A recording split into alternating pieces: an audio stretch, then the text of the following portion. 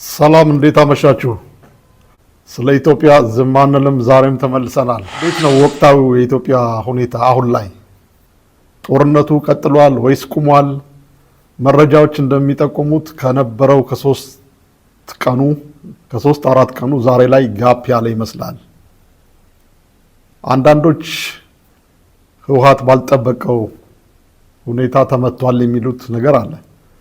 በርከት ያሉ አዛዦቹም እጅም ሰጥተዋል። እንደገናም ደግሞ በድሮን ጥቃት እንደተጎዱበትም የሚናገሩ ሰዎች አሉ። አይ ዶንት ኖ ይሄ እርግጥ ሊሆን ይችላል ላይሆን ይችላል። በአጠቃላይ ግን የፕሮፓጋንዳ ነው። በዚህኛውም በኩል እንደዚህ አይነት ፕሮፓጋንዳዎች አሉ፣ በዛም በኩል እንደዚህ አይነት ኤግዛጀሬት የሆኑ ነገሮች አሉ። ብቻ መካከል ላይ ሆነን ከሁለቱም ወገን ያሉን ዞሮ ኢትዮጵያውያንንና ይመለከተናል። ሰላም እንዲሆን ፍላጎታችን ነው። ጦርነት አያስፈልግም። በሰላም ወደ ጠረጴዛ መጥተው ያቋረጡትን የፕሪቶሪያ ስምምነት እንደገና ቢስማሙና ወደ ጠረጴዛ ቢመጡ ወሳኝ ይመስለኛል። አሁን ላይ የህወሓት እንዲሁ ዝም ብሎ በቃ እንዴት ነው መንፈራገጥ አለ አይደል? እልከኝነት ትቢት ስላለ ዝም ብሎ ከመንፈራገጥ ውጪ የትም መሄድ አይችልም። እንደውም ምን እንደሚመስለኝ የጀመረው ጦርነቱን ራሱ የጀመረው እንዲህ ለ4 ኪሎ ስጋት ለመሆን ሳይሆን የሚፈልገው ህወሓት አንድና አንድ ነው፣ ራያን ወልቃይትን መጠቅለል ብቻ ነው።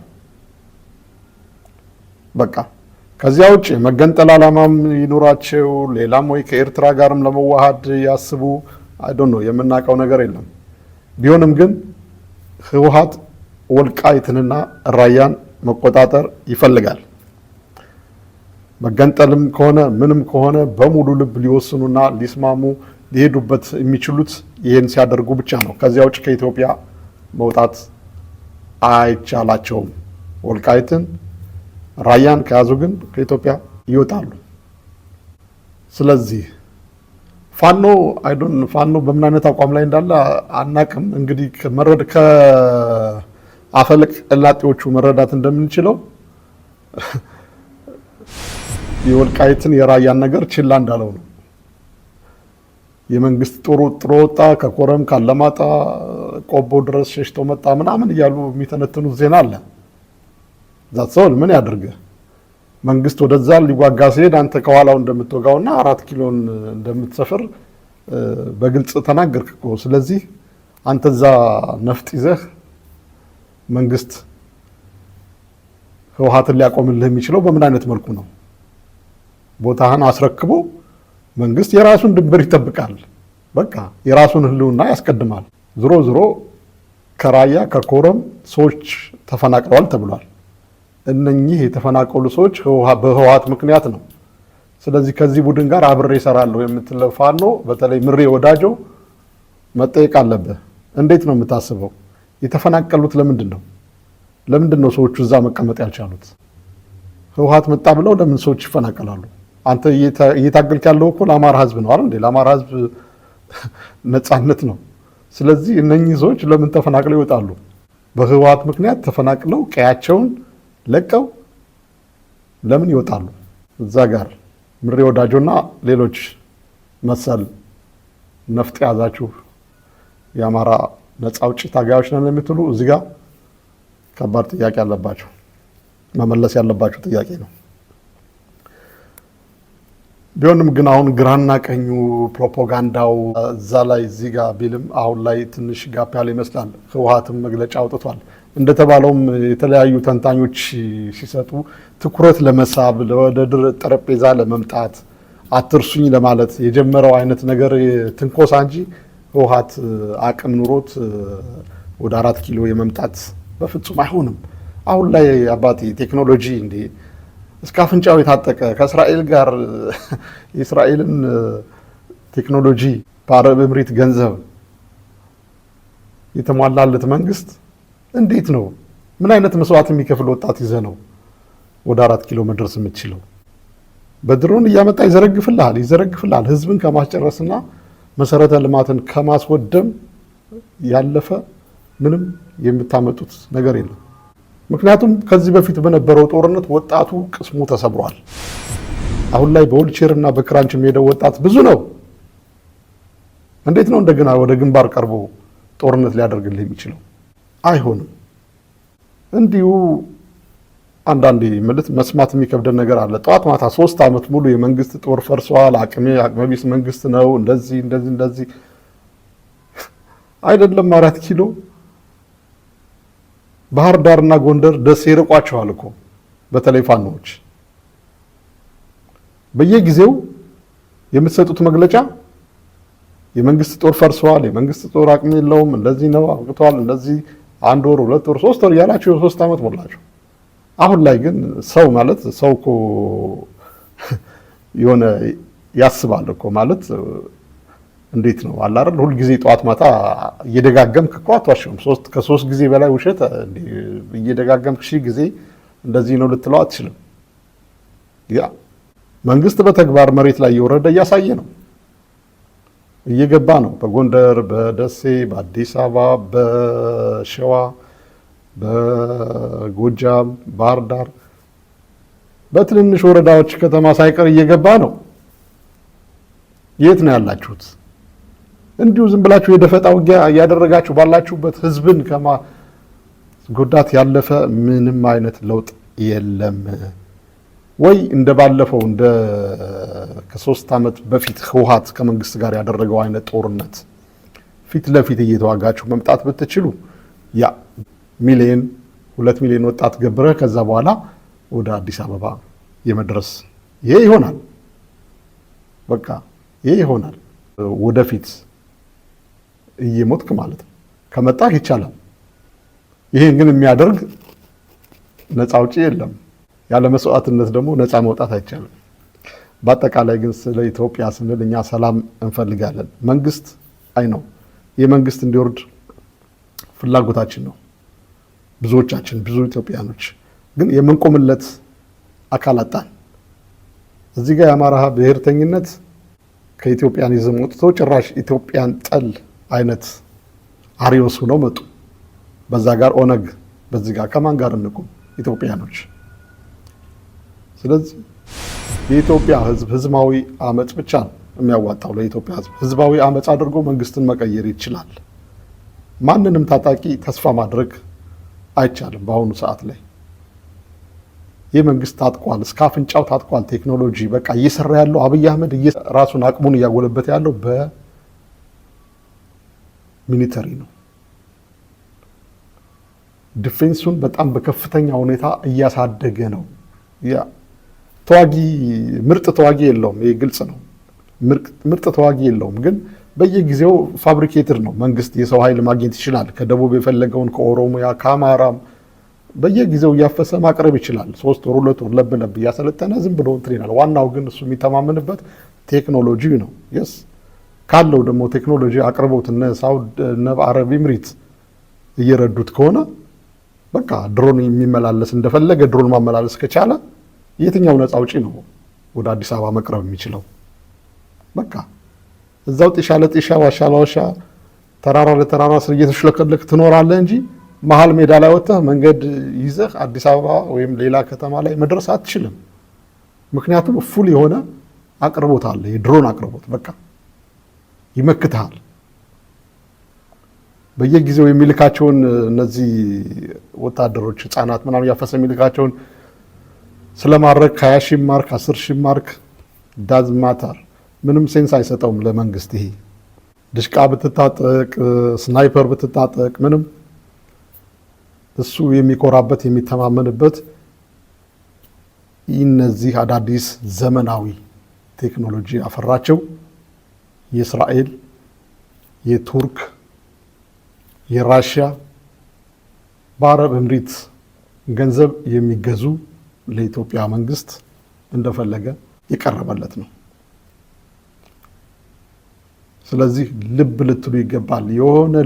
የሆነ ነገር መቀየስ አካሄድ፣ በተለይ ህወሓት የሚፈልገውን ተናገር። ህወሓት የሚፈልገው ወልቃይትና ራያን ብቻ ነው፣ ሌላ ነገር አይፈልግም።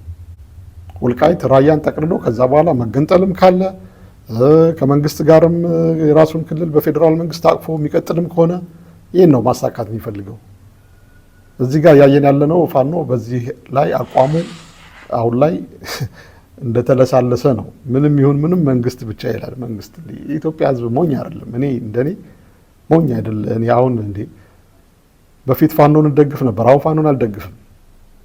ምንም እንኳን መንግስት እንዲወርድ ብፈልግም፣ ነገር ግን ፋኖ ከህወሓት ከሻቢያ እንደሚባለው ከግብጽ ሳይቀር ተሻርኮ መንግስትን ለመጣል የሚያደርገው ትግል አይሳካም። እንደገና ደግሞ ይሳካል ብለን ብናስብ እንኳን ውጤቱ ምንድነው ብለን ደግሞ ማስላት አለብን። ሻቢያ ማን ነው? ኢትዮጵያን የሚፈልጋት ለምንድን ነው? ህወሓቶች 27 ዓመት የምናውቃቸው ህወሓቶች ኢትዮጵያን የሚፈልጓት ለምንድን ነው? ይህን ነገር እናስባለን፣ እናንሰላስላለን። ስለዚህ እንዲህ አይነቱን እድል ልንሰጥ አይገባም። ምንም ቢሆን ከፍ አረረም መረረም ያለው መንግስት ይሻላል ወደ ማለት ብዙ ህዝብ እየሄደ ነው። እንዲያው በዚህ ስራችሁ ማለት ነው ከራሳችሁም ከፋኖም ሳይቀር ጥሎ እየወጣ ከመንግስት ጋር እየተደራደረ እነ ኮሎኔል ፋንታው ሙሃቤን የመሰለ እነ ረዳት ፕሮፌሰር አባተን ሌሎችም በጎጃም በምን የነበሩ አመራር ደረጃ የነበሩ ሰዎች ወደ መንግስት በሰላም በድርድር በጠረጴዛ ላይ የአማራን ጥያቄ ለመፍታት ተስማምተው የሄዱበት ምክንያት እንዲሁ ዝም ብሎ አይደለም። አይተውት 3 ዓመት ሙሉ እዛ ተንከራተዋል አይደል? ግን ምንም ለውጥ የማያመጣን ምንም እዛ ካላችሁት የተሻለ መገመት ይችላሉ። በቦታውም ላይ ሆነዋል። መሪ ሆነውም መርተዋቸዋል። አሁን ግን ጥሏችሁ መጥተዋል። ስለዚህ ብዙ መሄድ እንደማይቻል ውጤትም ማምጣት እንደማይቻል ያለውን ችግር እያዩት ስለሆነ እንደገና ደግሞ ከህወሓትና ከሻቢያ ጋር የተደረገ ጥምረት ምንም አይነት ውጤት አይመጣም። ለኢትዮጵያ ህዝብ ምንድነው ሊያመጣ የሚችለው ውጤት? የለም። ምንም መንግስትን ቢቃወም የህዝብ የመንግስት ሁሉም የኢትዮጵያ ህዝብ ይቃወመዋል። አሁን ላይ የሚቃወምበት ደግሞ ሰላምን ማስከበር ስላልቻለ፣ ዜጎች እንደፈለጉ ወጥተው መግባት ስላልቻሉ፣ ምንም አይነት አንጻራዊ የሚባል ሰላም ስለሌለ አንዲት አዲስ አበባ ከተማ ውስጥ ከዚያ ውጭ የትም ቦታ ላይ በትራንስፖርት ሰው መንቀሳቀስ አይችልም። የፌዴራሉ ህግም መከበር አልቻለም። ሰዎች ባሉበት ቦታ መኖር አልቻሉም። አንተ እንዲህ ነህ እየተባለ ይሳደዳል። የአማራ ጥያቄም ይሄ ነው። በሄድኩበት በማንነቴ ተገፋው፣ ተገደልኩ፣ ርስቴ ተወርሷል ነው። ከዚያ ያለፈ ጥያቄ የለውም። አሁን ርስቴን ቀማኝ ከሚለው አካል ጋር ተሻርኬ እንደገና ከሻቢያ ጋር ተሻርኬ የጥላት በሚል ቡድንተኝነት መስርተህ ቡድንተኝነት ማለት የሆነ ትልቅ ግዙፍ የሆነን ኃይል ለማንበርከክ ጥምረት ፈጥረህ የምትሄድበት ግን ከማን ጋር ነው የምትጣመረው? ቡድንተኝነት ባህሪው ልክ እንደ ሌባ ነው። ሌባ ተስማምቶ ይሰርቃል፣ ከዛ ሲካፈል ደግሞ እንደገና ይገዳደላል ማለት ነው። ስለዚህ አሁን ሻቢያ፣ ፋኖ እና ህወሓት ተጣምረው የሚመጡት ወይም ኦነግም መንግስትን ለመጣል የሚያደርጉት ትግል ቢሳካላቸው እንደገና ምንድነው የሚሆነው? ቀውስ ነው፣ የበለጠ ቀውስ ነው የሚፈጠረው። ምክንያቱም ህወሓት ማን ነው? ሻቢያ ማን ነው? ፋኖ ማን ነው? የምናውቃቸው ናቸው። ከነዚህ ጋር ሆነህ እንዴት ነው? ስለዚህ ለቀውስ ያለውን ማድረቅ ወይም ደግሞ በሰላማዊ ትግል ህዝባዊ አመጽ ተደርጎ መንግስትን የማውረድ ሂደት እነ ልደቱ አያሌው የሚያራምዱት አይነት ነገር ሂደት በሰፊው ህዝብ ነቅቶ ማራመድና ማካሄድ ካልቻለ በእነኚህ ኃይሎች ግን ምንም አይነት ሰላም፣ ነፃነት በኢትዮጵያ ላይ እንደማይመጣ ነው። የኢትዮጵያ ህዝብ እዚህ ጋር ቆርጦ መነሳትና ለሰላማዊ ትግል ራሱን ማዘጋጀት አለበት። መንግስት መቀየር አለበት፣ የግድ ነው። በአጠቃላይ መንግስት መቀየር ያለበት ኦኬ። ይሄ አሁን አዲስ ሀገር አቀፍ ኮሚሽን ህገ መንግስቱን ማስተካከል የሚችሉ ከሆነ ኢትዮጵያኒዝም ወይም ሴቲዝም የሚያደርጉ ከሆነ ህዝብ ሊቀበላቸው ይችላል። አብይ አህመድ እንደውም አሁን ብልጥ ከሆነ ይህን ህገ መንግስት ቀይሮ ከፌዴራሊዝም ኢትዮጵያን ነፃ ማድረግ፣ በቃ ማንነቶች እንዲከበሩ በሰፊው መስራት፣ ክልል የሚባል ነገርን ግን ማፍረስ። ያ ከሆነ ኢትዮጵያ ሰላም ልትሆን ትችላለች። እና ግን ጦርነቱ አሁን ጋፕ ያለ በአጠቃላይ ግን ይሄ ነው የሚባል ክሊር የሆነ መረጃ የለም። ነገር ግን እንደተባለው ህወሓት ትኩረት ለማግኘት ነው፣ ወደ ድርድር ለመመለስ ነው። በአሁኑ ሰዓት ላይ ህወሓት እነ ጌታቸው አረዳ የመሰሉ ቁልፍ ሰዎች፣ ሌሎችም ብዙ እነ ጻድቃን፣ እነኚህ ጥለውት በረሃ ላይ የነበሩ ሰዎች፣ እነኚህ ጥለውት የወጡት ሰዎች አዲስ አበባ ላይ ያሉ እንደገና ደግሞ የራሳቸውን ሰራዊት አቋቁመው ይሄን ህወሓት የሚባል ቡድን እናፈርሳለን ብለው ተነስተው ያለ ህወሓት አሸንፎ አዲስ አበባ 4 ኪሎ ይመጣል። ይሄ ዘበት ነው፣ የሞኝነት ነው። እንዴት እንደምታስቡ እኔ አላቅም። አንዳንዴ ኤርሚያስ ለገሰ እስከ አፍንጫቸው የሚነግራቸው ነገር በጣም እውነት ሪሊ ትክክል ነው። ምንም አይነት ድንጋዮች ማሰብ የማይችሉ እንዴ! ከጊዜ ጋር መራመድ አለብህ እኮ እንዴ! ሁል ጊዜ አንድ መንገድ ትሄዳለህ እንዴ?